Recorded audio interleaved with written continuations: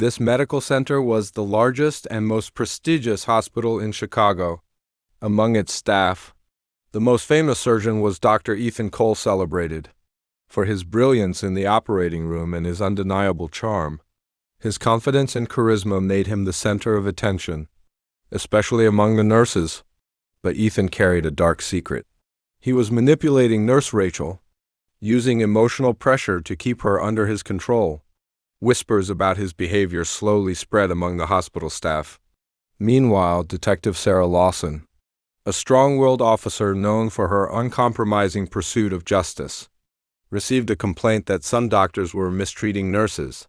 Sarah wasn't just a cop, she was someone who lived for truth and fairness. She decided to take the case personally. If she showed up as a detective, the truth would never come out. So she disguised herself as a new nurse under the name Emily Parker. When Nurse Emily walked into St. Mary's for the first time, everyone noticed her calm confidence and warm smile. Patients loved her immediately, and even the staff felt drawn to her. Dr. Ethan was intrigued as well. "Emily," he said with a charming grin, "you're not like the others." Sarah, in disguise, replied softly, "Being different doesn't matter. Being real does." In the following weeks, Sarah observed everything carefully. She noticed Ethan calling Rachel into his office during late-night shifts. Rachel's frightened expression and body language spoke volumes. Sarah's blood boiled, but she controlled her anger. Ethan, on the other hand, began to feel drawn to Emily. Her simplicity and honesty unsettled him. One evening, while they were tending to patients, Ethan confessed, "Talking to you? It feels like peace I haven't known in years." Sarah looked him straight in the eye. Peace only comes when a man's conscience is clean. For the first time, Ethan was speechless. Her words cut deep. That night, Sarah documented everything in her notebook, determined to gather enough evidence to expose him.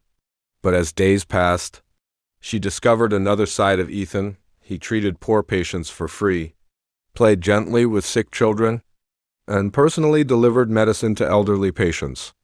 Sarah began to wonder, was he truly corrupt, or just a broken man making terrible choices?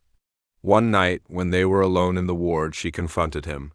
"Dr. Cole, don't you regret betraying people who trusted you?" His eyes filled with tears. "Yes, I regret it every day. Loneliness and weakness push me into things I'm ashamed of. I hate the man I've become." For the first time, Sarah's heart softened. She was a detective, but she was also a woman who saw a chance for redemption in him. As their conversations deepened, Ethan asked quietly, "Emily, if I change, would you stand by me?" Sarah held her breath before replying. "Relationships are built on trust. First, you need to let go of your sins." Her words shook him. Soon after, Ethan distanced himself from Rachel, apologized to her, and promised to protect the dignity of every nurse in the hospital. The following week, a police team stormed the hospital.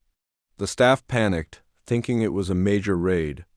Then, in front of everyone, Sarah revealed her true identity: Detective Lawson, not Nurse Emily.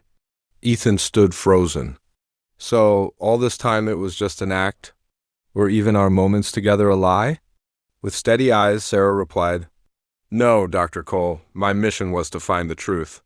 But I also saw the good in you, and I believe people can change." Tears streamed down Ethan's face. "Can you forgive me?" Sarah answered firmly, "Only if you never harm an innocent soul again. If your love is real, prove it by living with integrity." From that day, Ethan turned his life around. He helped establish a strict new code of conduct at the hospital, encouraged Rachel to regain her confidence, and rebuilt his career with honesty. Over time, friendship between Ethan and Sarah blossomed into love.